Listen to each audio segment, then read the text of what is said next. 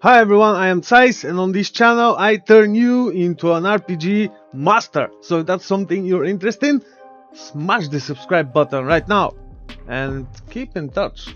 Now, I noticed when I opened the patch page here of Diablo 4 that there is a new patch coming, 1.4.2, and they say here that the exact timing of the patch is not determined. They will share updates once they have them. They usually post patch notes a week in advance. I was gonna say a year in advance, yeah, because I'm expecting Diablo in the Diablo game. But let's see what's going on here. Now, I'm probably never gonna do a TLDR video because TLDR stuff is not how you make adequate decisions while playing, or you might have to go look at guides and stuff to save time, especially if you play a couple hours a week, not like me, like a lot of hours every day.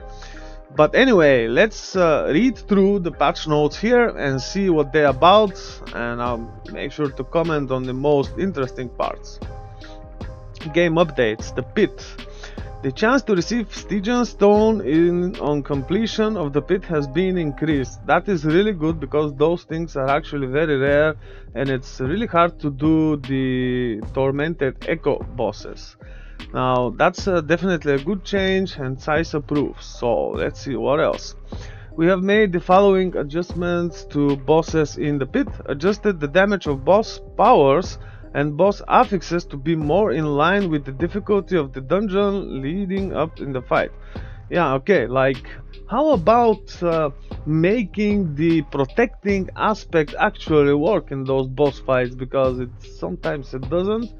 And one of my characters on hardcore died while farming neat iron on tier 61 while having cleared a much higher pit tier earlier, which is kinda weird. It was one-shotted to death by some crappy hit, and the protecting aspect didn't trigger, and the game said there was a tooltip saying I'm at full life, which is, yeah, thank you Blizzard, now you can go fuck yourself again. Reduce the frequency of boss affixes so they don't overlap. Yeah, very funny. Okay, so looks like their way of making things hard is just one-shotters, no matter you have all the defenses in the game, and your gear doesn't matter, so why even bother farming? Just go die freely on softcore, right? That's a funny thing. So I hope they reconsider this. Not that it's not playable or not doable, it's just really bad design, and I hope they do reconsider. Let's see what else here. The Blood Bishop triple shadow line boss affix now starts appearing from pit tier 31. Okay. Moderately increased cooldown.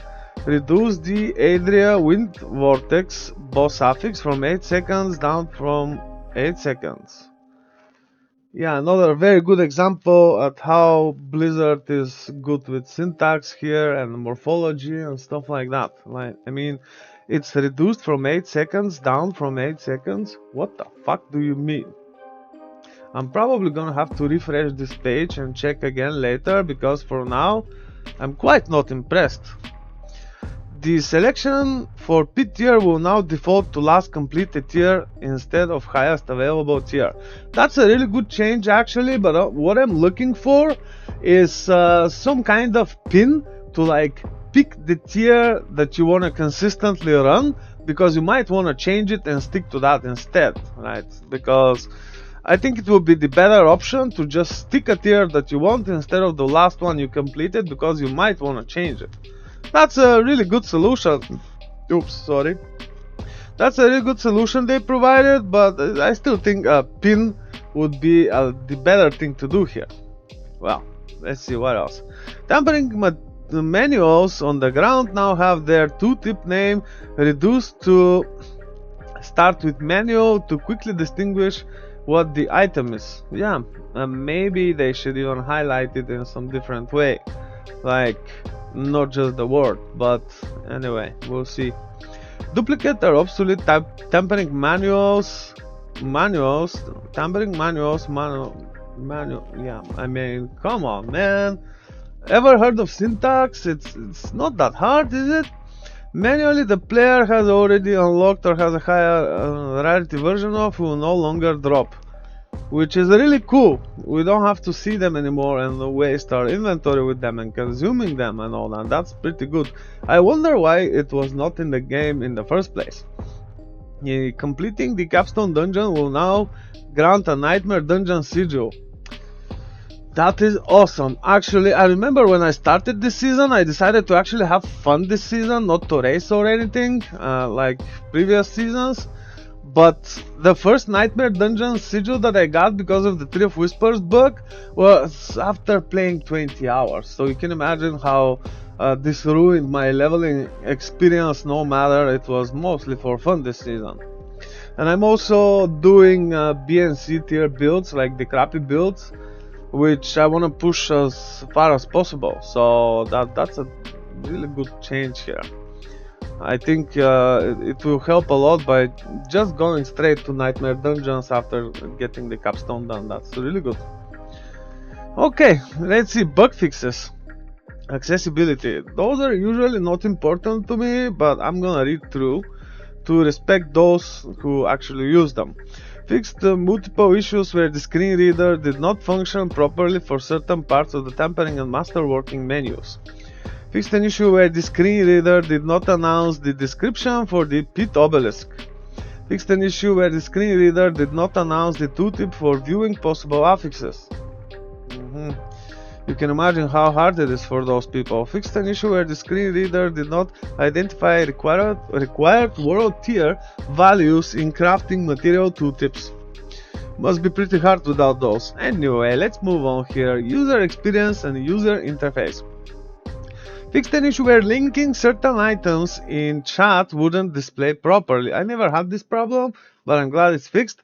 Fixed an issue where the gauntlet scores, I mean, who does play that anymore? It was interesting like the first week or something. Anyway, the screen would display you have ranked up regardless of whether or not the player actually ranked up. Oh yeah, I remember, that was a thing. And now, they finally fixed this, like, what is it, like 3 months later. Fixed an issue where non-tampering recipes of the same type were counting towards the total of all learned recipes, which could cause the total number of known recipes displayed to be more than the maximum. How adequate? Fixed an issue where the reset masterwork ranks window could not be closed with an escape key. That's probably gonna be a PC thing because we don't have mouse and keyboard on console, which is kinda sad. Fixed an issue where the greater affix icon did not display in the trade window. Okay, let this straight. Do you know any good player who actually trades unless they are forced to advertise some trading system? I don't. And I do not. Now, what good players actually do when they find a godly item is they make a note based on this item. What do you do with godly items? Let me know in the comments. Don't tell me you trade them for gold, because I'm pretty sure you're never gonna find the same. Never gonna find the same item again. Especially having in mind you're not gonna use it in the next hour or so, or within the next day. Why not just save it and make another build based on this item? Why not? Especially if it's on softcore and you know you can't lose this item. Trading is... I understand why it's not a priority in this game right now. Fixed an issue where the number displayed for thorns inherited by minions was much higher than it actually was. What do you mean much higher? They now inherit 100% of everything, right? So... How is this even possible? Fixed an issue where... excuse me, withdraw only items from the seasonal migration stash could... I mean, who cares about Eternal, right? Are you that lazy to waste like a couple of hours for leveling a new character with the new mechanics and new things in the new season? Because that's the interesting part of the game. I don't know, that's weird. But anyway, Fixed an issue where the withdraw only items from the seasonal migration stash could randomly appear directly into the player's inventory. Fixed an issue where icons for greater affixes and masterworking did not appear when inspecting another player. I mean, who bothers wasting their time inspecting other players here? Is that a thing? Fixed an issue where controller navigation was inconsistent in the stable menu. I never noticed. I actually do go there because I'm picking the Echo of Lilith Red Horse with some awards from the Gauntlet that I had the top achievement and all that. So I would have known, but I didn't notice anything. Fixed an issue where additional monsters spawned during boss encounters in the pit would display as red dots on the minimap, similar to monsters marked as objectives. So what's the problem here? That's actually quite helpful if you see them at all, because they, as soon as they appear, they die pretty fast. So who cares, right? And it could actually be helpful seeing them in the minimap. And what is the fix here? They remove them or something? Because that's not helpful at all. Fixed an issue where the effect denoting active Helltide on the map could malfunction if the player was in a dungeon when a new Helltide began. I actually never had this, but what I noticed is that sometimes Helltides do overlap and I see them in more than one region at the same time. Let's say I'm seeing a Helltide in Hawazar, and at the same time I'm seeing on the map Helltide in, say, Kyrgyzstan, right? And it's only one of them active at a time. So that's probably some not syncing properly between servers and clusters and all that. It's just not syncing well. So maybe they should increase this frequency of syncing up between servers, especially having in mind now the Helltide has only a 5-minute break. So that's gonna be a thing now. I hope they fix this. Gameplay, let's see, what is this? Fixed an issue where the player character could become invisible and uncontrollable in rare circumstances while blood marked and mounted. I never had this, but I guess it's a good fix. Sounds like it. Fixed an issue where the cursed chest event in domain tunnels could fail to complete if the last enemy was killed right as the timer expired. I don't think I had this problem, but the thing was before that those cursed things, they just stopped spawning monsters, and now it's kind of fixed, so I'm kind of glad that it is. Fixed an issue where the player could get stuck in the dead screen if they were killed with 0 revives left in a nightmare dungeon while in a party. I have no way of knowing this because I only play hardcore and I rarely do parties, only for boss fights to share the materials. So how would I know, right? Let me know if you had this problem, let me know in the comments. Fixed an issue where the mastery objective for the Rapture dungeon event could not be achieved. Okay, that's weird, but I'm glad it's fixed. Fixed an issue where triggers of the elemental search tampering affix could unintentionally break stealth. Well, they should. That is weird. They should. Fixed an issue where spawn points for the Blood Maiden were sometimes further away than intended. So it's not spawning between those 3 baneful hearts? That's weird, never happened here. Fixed an issue where you couldn't interact with the pit obelisk after resetting dungeons. Wow, I never had this problem, but glad it's fixed, I guess. Fixed an issue where rare spawn monsters could still drop crafting materials such as crushed beast bones and grave dust. I think I've seen this and other things. Well, we don't have any use for them anymore, which is kinda weird. Maybe they didn't fix this. But now they do. I mean, that's a cool thing. Fixed an issue where the druid's blood howl did not benefit from the both chieftains aspect when combined with Night Olar aspect. That's pretty sleek. I guess I'm glad it's fixed. I haven't played Druid in a while, so we'll make sure to check that later on this season. Fixed an issue where the visual effects for Upheaval when used with the Hellhammer did not match the damage area of the effect. Sounds really funny, this. Fixed an issue where the spider color could not spawn in Sirocco caverns, which would block progression. Yeah, those are all over the place. Fixed an issue where certain affixes were scaling in unintended ways. Please. I'm just hoping that those are the double damage bullshit that people have been abusing and all that. So let's see what it's about. Developers note, this change means the following affixes will now scale properly. For almost all of these, the issue applies only to the duration of the affix. Duration wasn't meant to scale, but it incorrectly scaled with upgrades through masterworking. Any changes beyond that will be listed below. Let's see now. Unique affixes. Scoundrel's Kiss, attack speed for seconds after dodging an attack. Oh, so those are the unique powers which should not scale with masterworking, which is kinda stupid. They should, because uniques don't have additional tampers. They're not as powerful as before, so they might have to do something about it, right?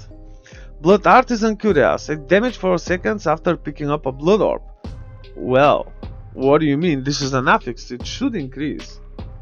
The unique affix power here on this armor, for example, is the free bone spirit. Well, not free, you need to pick up blood orbs, but why? That's just stupid. I mean, it's not only hard now for the necromancer, except for the golem builds or bone spirit builds, and they want to keep nerfing it.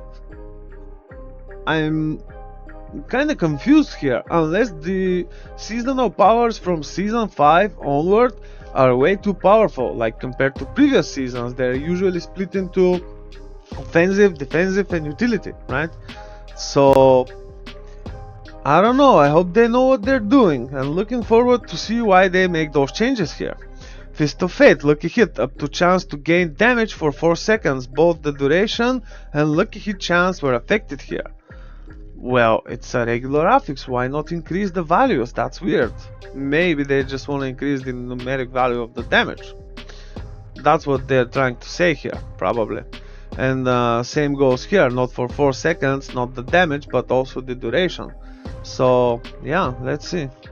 The Grandfather ignores durability loss. This affix can now no longer roll as greater affix or be upgraded via masterworking. Yeah, I actually made a video about this already. You might want to check it out on my channel. Let's move on here. The Grandfather specifically, any existing Grandfather that had a greater affix or masterworking, consumed by the indestructible affix will be rerolled.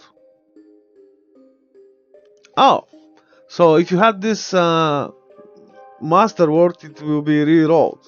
I don't expect it to be though, so no high hopes here. Okay. Legacy affixes. Damage for seconds after killing an elite, damage for seconds after dodging an attack. Non-legacy version, also it's a heirloom, natural motion tampering affix, and plus movement speed for 4 seconds after killing an elite. So that's probably gonna be a thing now. People are gonna be really sad for losing their movement speed, but yeah, let's see. Lucky hit up to an X chance to make enemies vulnerable for 2 seconds. 2 seconds is actually quite a lot for them to be vulnerable, especially having in mind because it stacks, right? And if you have multiple sources of vulnerable, I mean, what monster lives that long when you start attacking it? Probably no monster, or your build sucks. Anyway, let's move on here. Fixed an issue where resetting masterworking on an item would not function properly if the item had been reset and the player logged out soon after. So it was just a resource waste? I didn't know that. Interesting. Fixed an issue where Grigor couldn't drop twin strikes. Okay, weird. Fixed an issue where targeted unique items drop from bosses, for example given Flash Render from Lord Zir or even Piercer from Grigor couldn't drop with greater affixes. Now, I don't necessarily approve on this change. What I'm thinking is that the tormented echoes of these bosses should be dropping those with greater affixes, not the regular bosses. But it is what it is. Probably many people complained about this, so I guess save your materials until this patch rolls out, so you can farm the regular instead of the tormented echoes to get your greater affix gear, right? Unique gear, I mean. Misk fixed an issue where players lost resplendent sparks upon seasonal migration. That's probably gonna be an Eternal Realm thing. I don't really care about the Eternal Realm. What I usually do is I go commit suicide with my characters, or I just delete them to start playing the new season to actually have space for slots for the new season, right? Players that lost resplendent sparks will have them restored when logging into Eternal character. So maybe what I'm gonna be looking forward is if they let us use those resplendent spark to reset tampering on some godly item. Excuse me. That's the problem here, I guess. Anyway, so what I'm hoping for is that we will get to reset tampering with those resplendent spark, and I believe this will be especially useful if you have a triple greater affix legendary, right?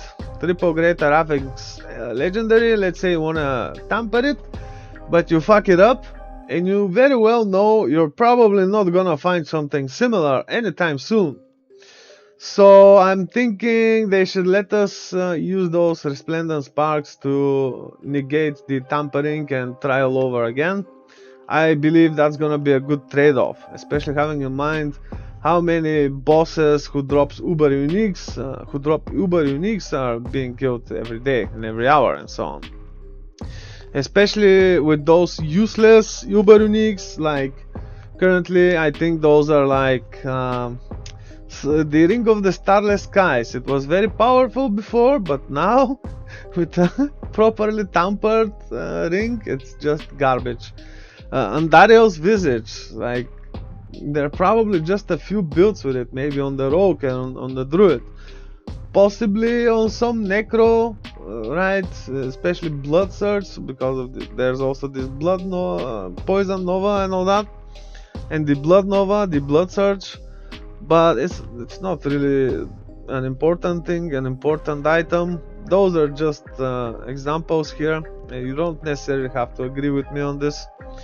And which makes me also wonder, why is Necro too stupid to use a stick? Like, why can't Necro use a staff? This is very weird. Anyway, let's move on here. Fixed an issue where the Barbarian could not craft girdling heads at the Alchemist. Oh, those are the things for Varshan, right? Fixed an issue where the rotating fire beams during the Echo of Andariel fight could be invisible if VFX quality was set to low. This is actually not new, they mentioned it in another patch. But there's also various stability, visual and performance fixes. So in general, I'm quite happy with those patch notes. Those are things which should have been there in the first place. Let me know in the comments what you think about this patch, and I will probably be monitoring when it's gonna be released. Looks like it's not gonna be next week, so they might add a few more things and then announce it officially, but that's what it is for now. I just hope this video wasn't too long. It's like, what is like 25 minutes almost. Okay, that's all folks. Hope you enjoyed this one. Let me know what you think about this patch in the comments. I'll be looking forward to reading those and replying to them. So yeah, thank you for watching. Zeiss out, take care. I'll see you on the next one. Bye bye.